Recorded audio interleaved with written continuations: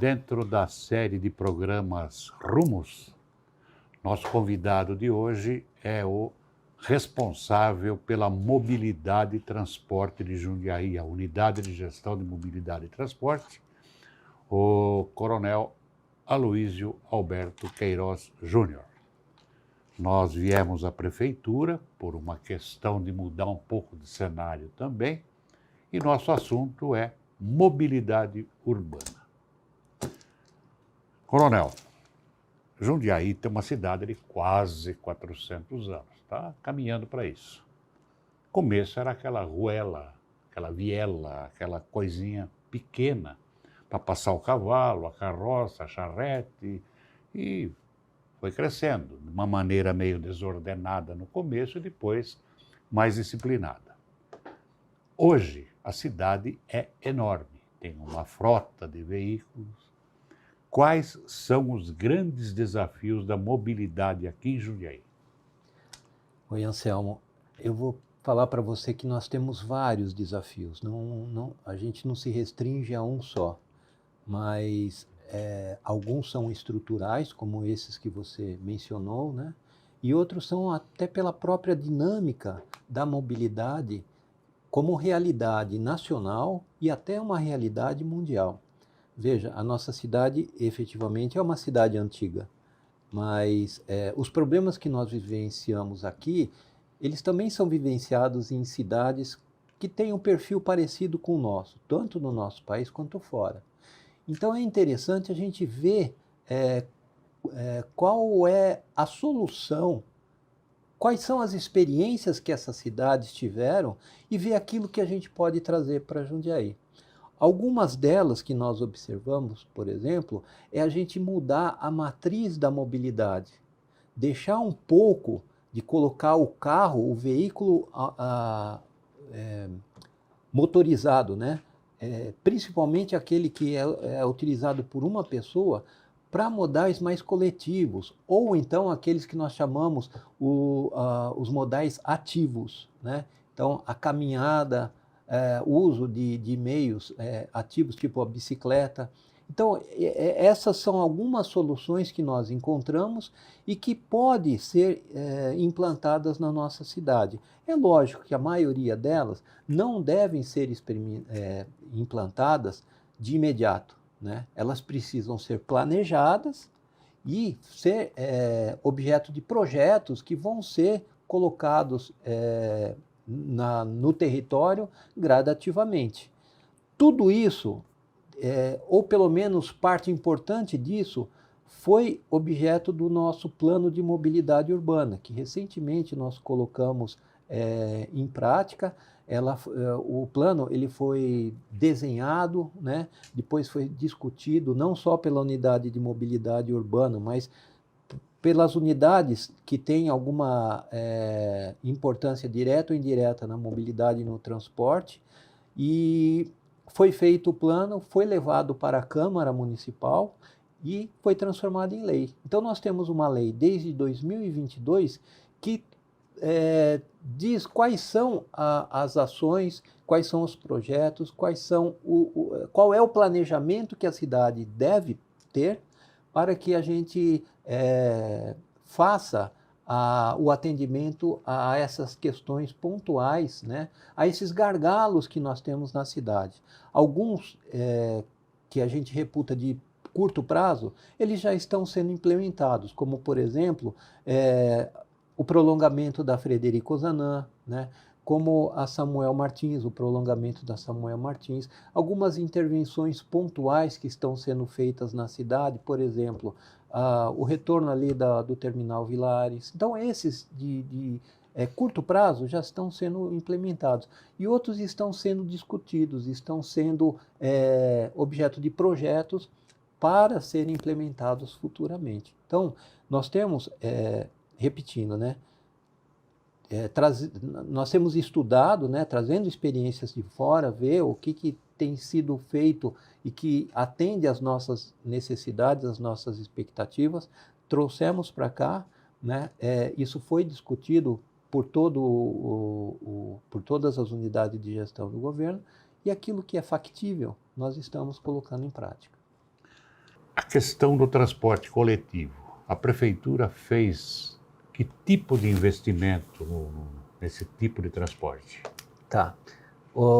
A prefeitura tem feito investimento constantemente, né, no transporte público, que é uma das prioridades, até porque é um vetor de crescimento da cidade, né, o transporte público.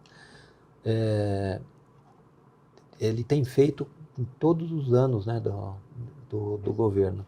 Então, nós temos em todos os ônibus instalado equipamento de GPS, que permite com que nós monitoremos em tempo real todos os ônibus que estão operando naquele local, naquele momento, dá para a gente saber tudo o que está acontecendo.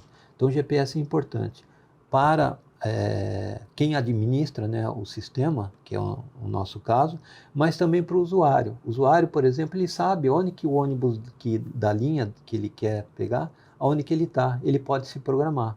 Então, através de um aplicativo, né, o Citamob, ele pode verificar onde está o ônibus para ele poder se programar. Então, o GPS é algo que é uma realidade aqui na nossa cidade.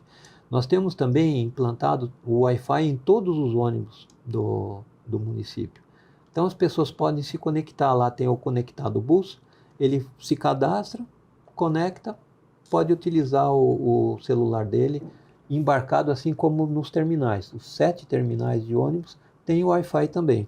Nós temos na frota nós temos uma frota de 230 ônibus. Nós já temos cerca de 80 ônibus com um aparelho de ar-condicionado. E a expectativa é que a frota seja gradativamente substituída com todos os ônibus com ar-condicionado. Recentemente, o governo de Jundiaí fez a aquisição de 68 novos ônibus, e 2/3 deles já atendendo os requisitos do Euro 6, que tem um sistema de maior respeito ao meio ambiente. Então, tem menos elementos poluentes. E isso faz com que até dê mais conforto para o próprio usuário, né? Os ônibus, eles têm uma condição de viagem melhor para todos eles. E os investimentos continuam, né? Nós agora estamos elaborando o novo edital para concessão, que tá para acontecer, vai ser lançado ao mercado. Então, nós vamos ter uma nova dinâmica, né, de tratativas com os concessionados, né? E a nossa expectativa é que, com isso, tendo instrumentos mais modernos, né, dentro do contrato, a gente até consiga uma maior qualidade no sistema como um todo. Porque um dos problemas que a gente tem, Anselmo, é com relação à regularidade das linhas. Às vezes a gente encontra dificuldade, uma série de fatores, né, de fazer com que os horários sejam cumpridos, de fazer com que os ônibus tenham a partida naquele horário que a gente programou. E muitas vezes a gente não consegue fazer com que isso seja implementado. Com esse novo contrato de concessão, a expectativa é que as empresas tomem mais cuidado com relação a esses aspectos. Então, é um conjunto, né, de medidas que estão sendo adotadas. Por exemplo, os terminais urbanos. Também há expectativa, nós estamos em processo de concessão dos terminais. Vamos passar para a iniciativa privada através de uma parceria público-privada. Já existe todo um planejamento, projetos desenhados para a revitalização dos 7 terminais, modernização desses terminais, e isso vai reverter em melhorias para o usuário, né, em condições até mais dignas, por exemplo, de acessibilidade para as pessoas nos 7 terminais. A construção de um 8º terminal lá na região oeste, né, ali nas proximidades do Novo Horizonte, que lá está se formando uma nova centralidade na cidade, vai se transformar num ponto troncal, né, que vai se conectar com os outros 7 já existentes. Prolongamento da Frederico Zanan, que é a marginal do Rio Jundiaí. Exato. É uma via expressa, bem longa. Ela começa em Campo Limpo Paulista, passa por Várzea, está em Jundiaí até a Vila Hortolândia, mais ou menos. Uhum. E ela vai chegar até onde? ela deve, ela deve desbordar até, como o Frederico Ozanam, desbordar ali na altura da Vila Hortolândia, desbordar com uma ponte esconsa, né, que ela não é perpendicular, ela tem um ângulo, né, e vai se unir, vai se conectar à Avenida Luiz Latorre, né? E a Luiz Latorre, sim, vai fazer a transposição inferior da rodovia João Cerezer. E daquele lado também está sendo construído pela Prefeitura de Jundiaí uma avenida que deve atender à demanda, né, de mobilidade daquela região, que também está crescendo, né? Aquela parte ali da região de Jundiaí, onde tem os condomínios, tem uma universidade. Então vai atender a mobilidade e vai conectar com o restante da cidade através são 2 túneis, né, que vai fazer a transposição da rodovia e vai fazer também essa união, né, de intervenções junto com a Frederico Ozanam, que nem a gente falou. Então, e tudo isso não vai terminar aí. Nós temos ainda projetos em andamento, em parceria com a concessionária Autoban, para fazer futuramente a transposição da rodovia Anhanguera. E um dos pontos é ali no quilômetro 61 e 200, alguma coisa assim, para conectar com o distrito industrial, lá do outro lado da rodovia Anhanguera. Esse é um dos pontos. Mas nós temos outros pontos também, né? Veja, as rodovias, elas são importantes artérias que conectam as regiões do estado, conectam até o país como um todo. Mas, para a malha viária urbana, ela é um problema, ela é um desafio, porque ela impermeabiliza o viário urbano. É difícil a gente fazer a transposição de rodovias, assim como é de rios, assim como é de estrada de ferro. Então, isso tudo precisa ter a participação de quem é o detentor, né, da administração dessas rodovias, da estrada de ferro.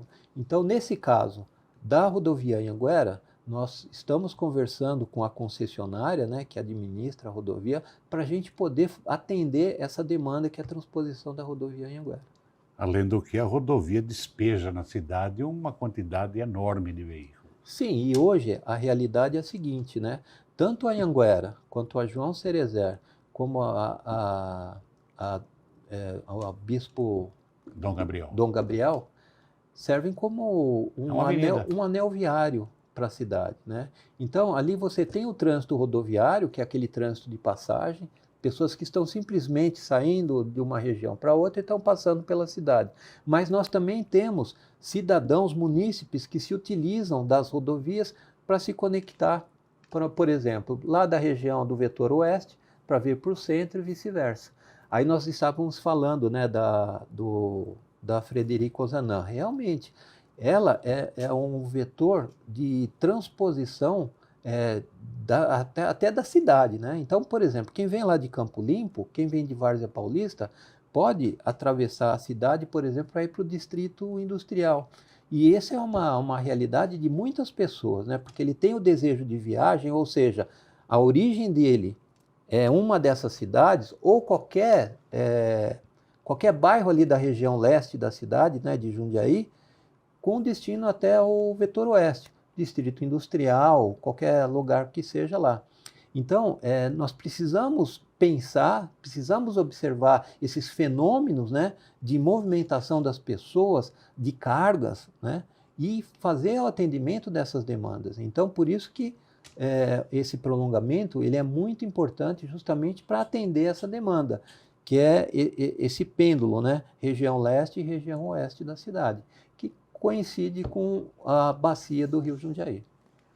Há muito tempo se fala de um prolongamento da Avenida dos Ferroviários, que depois ela passa a se chamar Luiz Latorre, né, da 9 de julho para frente. Sim.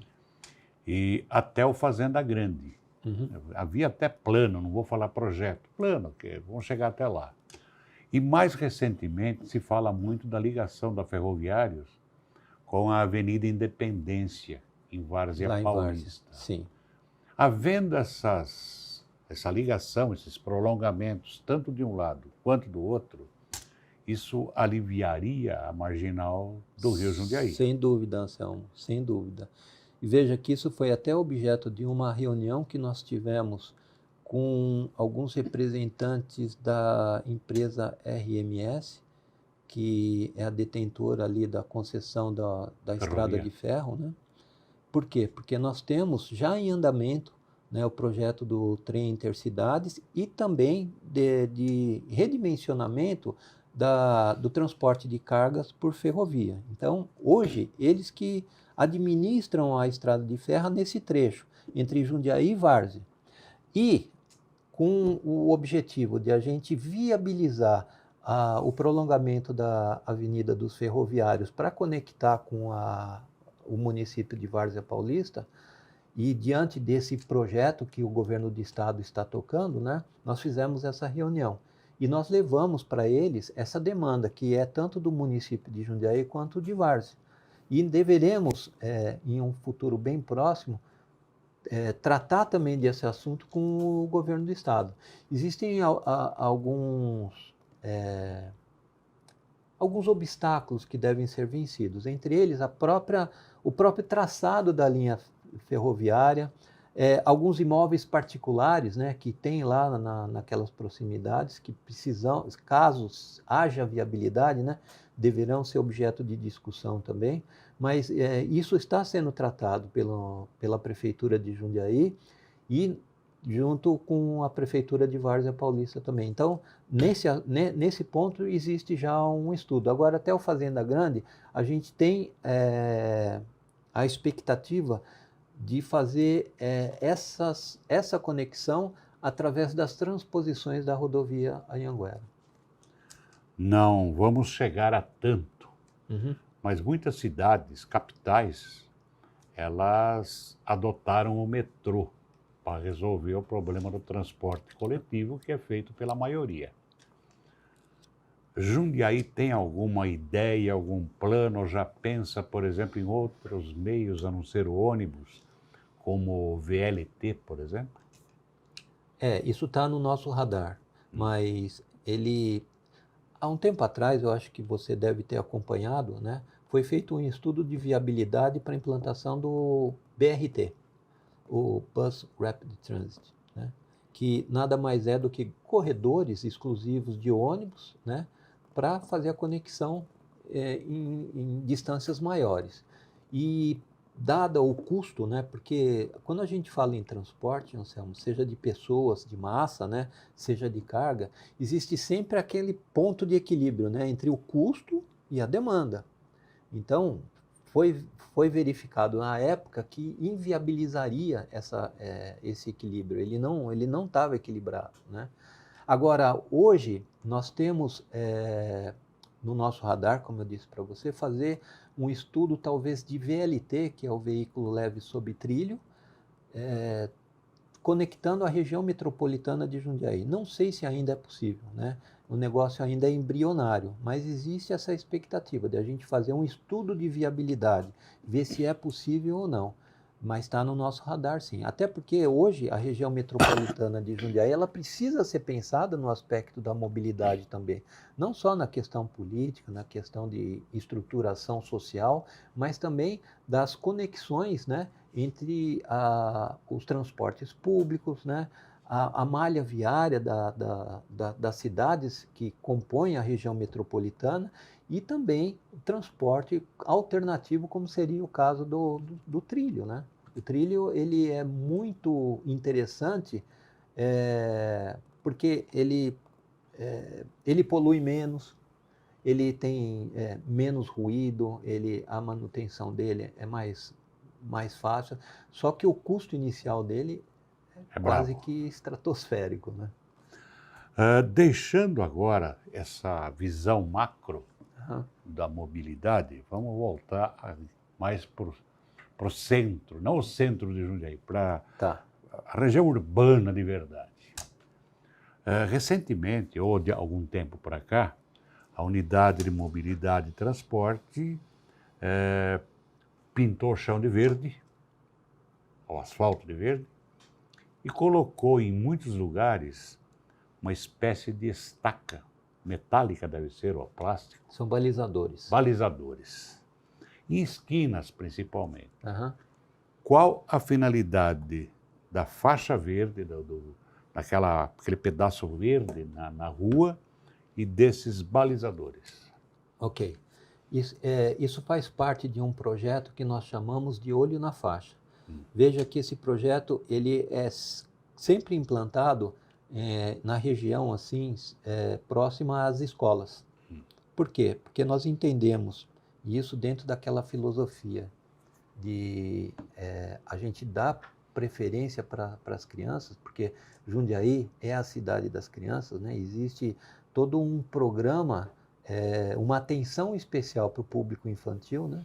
E nós, atendendo a essa proposta que o governo tem, nós criamos esse programa, o programa de Olho na Faixa. Ele tem um aspecto mais visual, né? Que é essa sinalização diferenciada. Então, nós utilizamos cores não convencionais, como o verde, né? Utilizamos elementos de reforço da sinalização, como os balizadores, sinalização aérea, não sei se você já viu, vi. né? Devagar, escola, essas coisas todas, para que as pessoas que estão transitando com o veículo, né, se atentem que aquela região é uma região que ele tem que ter mais cuidado. Então, ele tem que diminuir a velocidade, ele tem que ter atenção, porque é uma região que vai ter crianças transitando a pé, especialmente, né? E isso faz com que, logicamente, a gente tenha um ambiente de maior segurança. Mas esse é só o aspecto visual, porque também há um trabalho todo elaborado de envolvimento das crianças, dos professores, até dos pais, dos transportadores escolares, né, que usam as vans, justamente para que a gente tenha uma maior segurança na região escolar.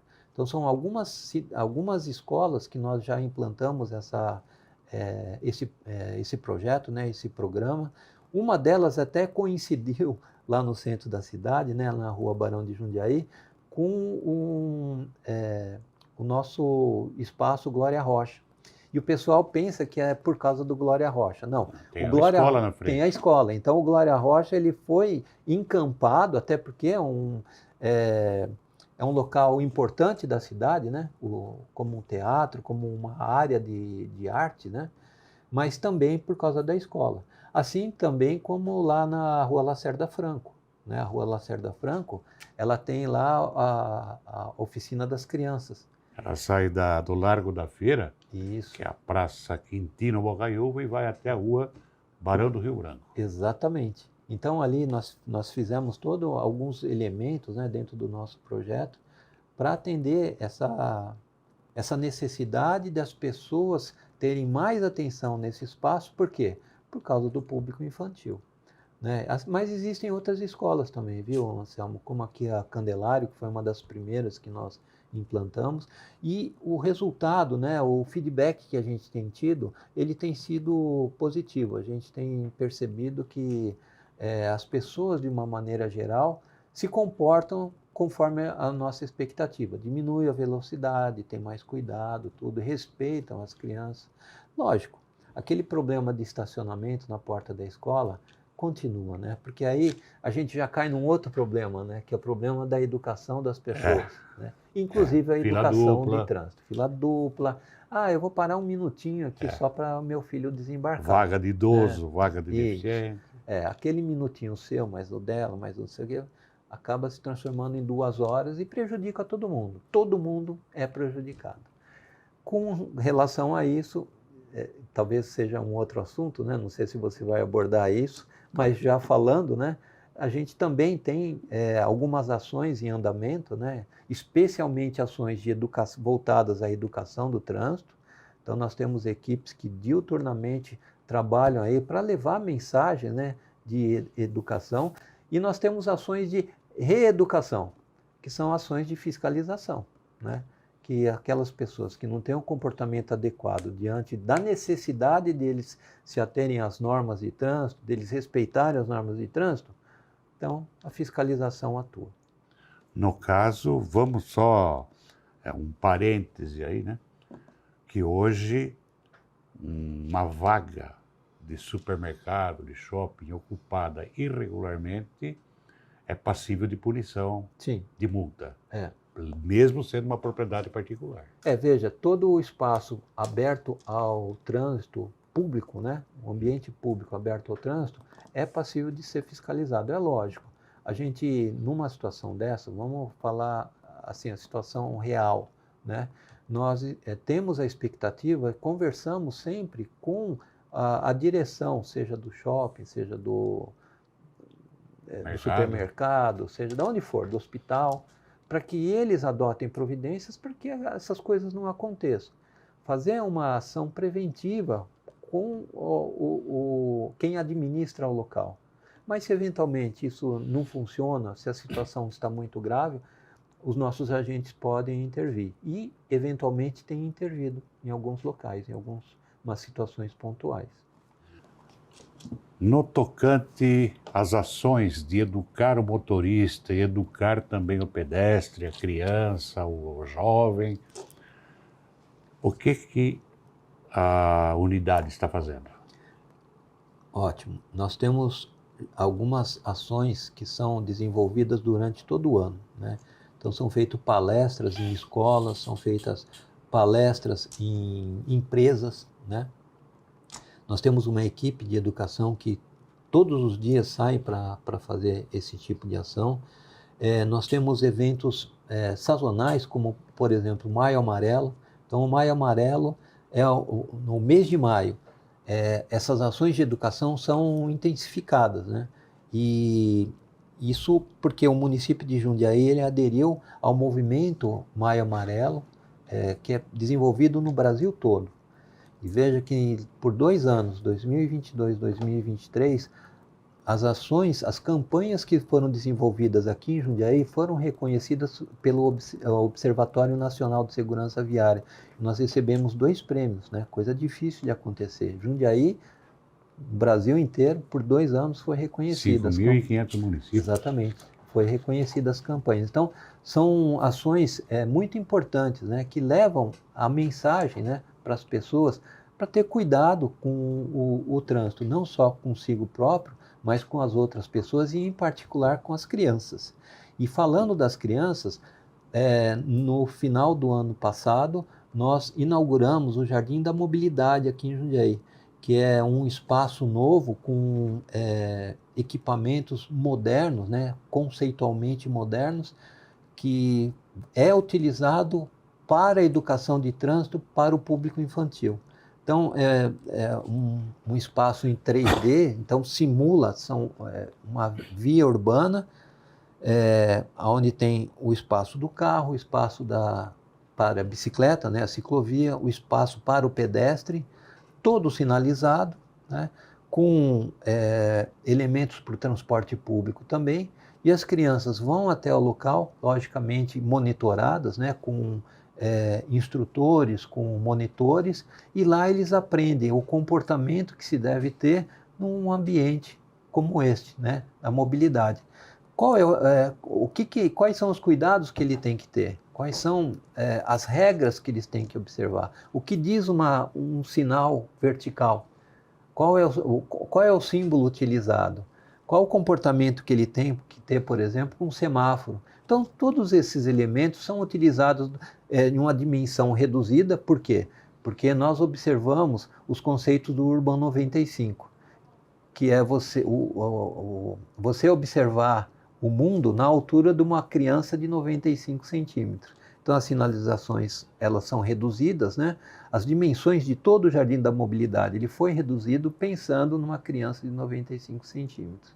E nós lá também damos ênfase aos modais ativos. Então, nós incentivamos, induzimos as crianças a utilizarem os modais ativos, caminhada, bicicleta, patim,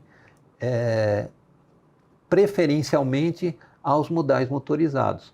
Mas nós temos o transporte público, então tem lá um carrinho a pedal que simula um ônibus e ele vai aprender como utilizar um ônibus com aquele carro que nós temos lá. além das bicicletas, além dos carrinhos a pedal, que ele pode utilizar também.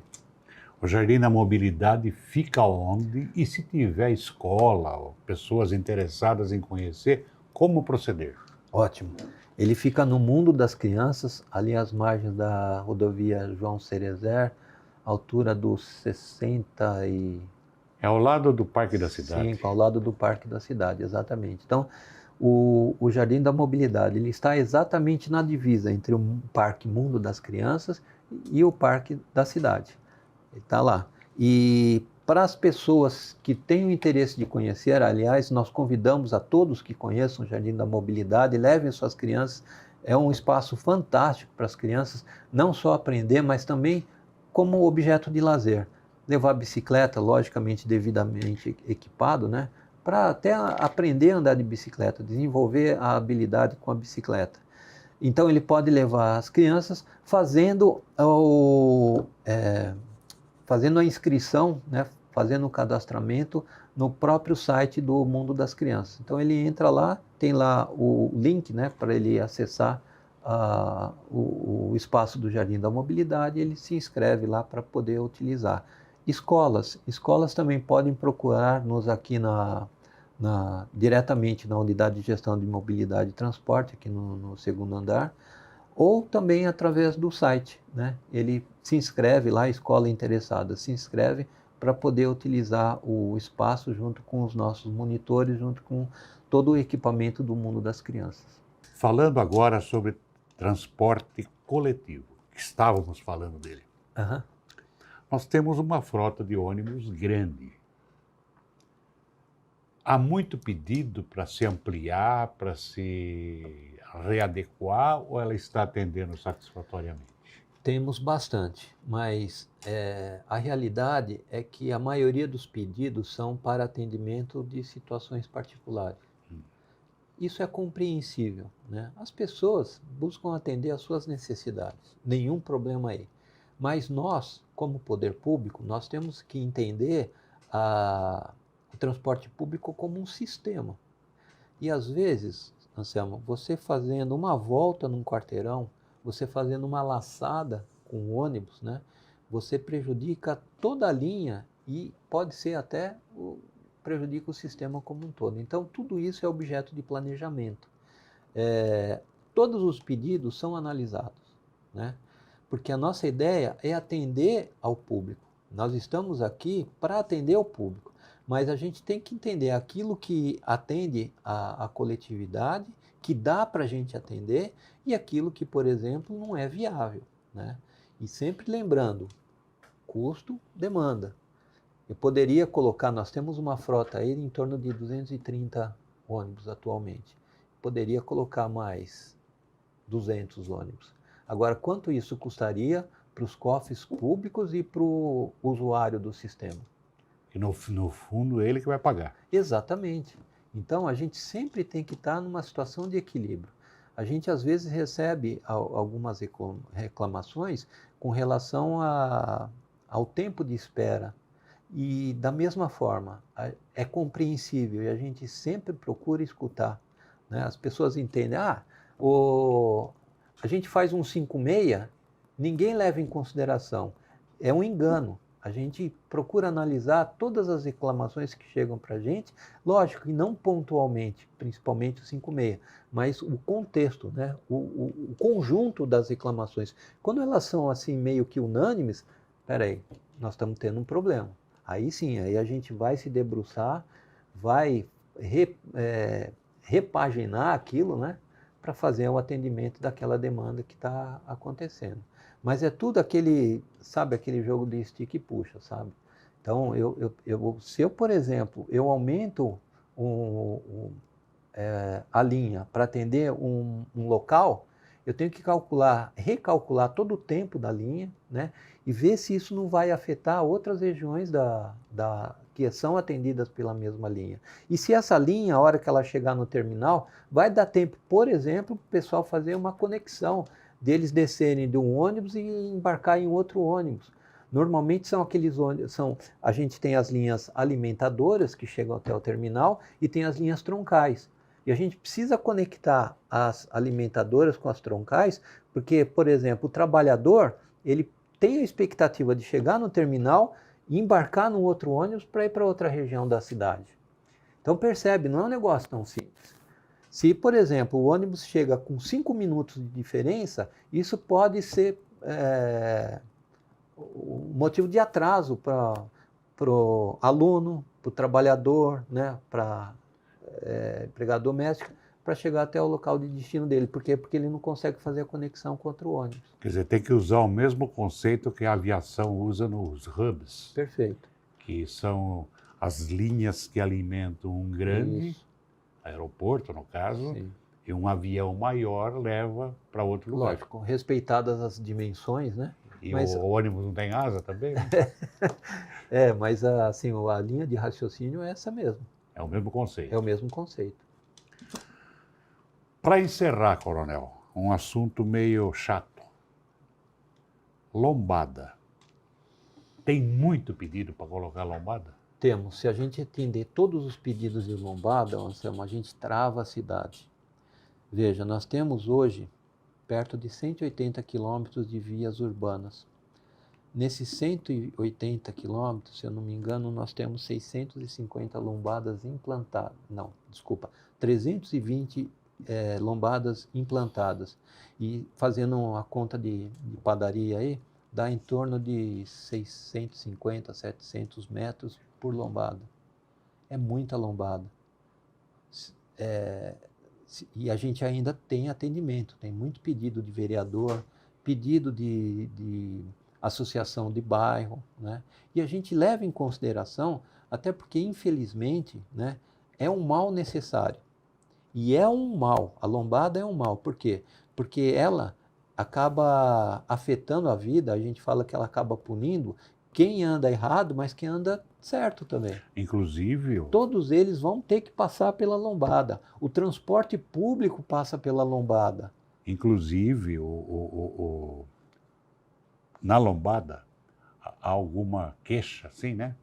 De policiais, guardas municipais, socorristas, Lógico.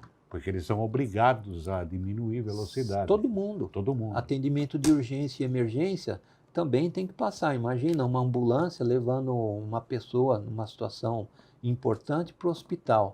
Tem que passar pela lombada. É difícil. Por isso que, veja, essa é uma visão minha, tá?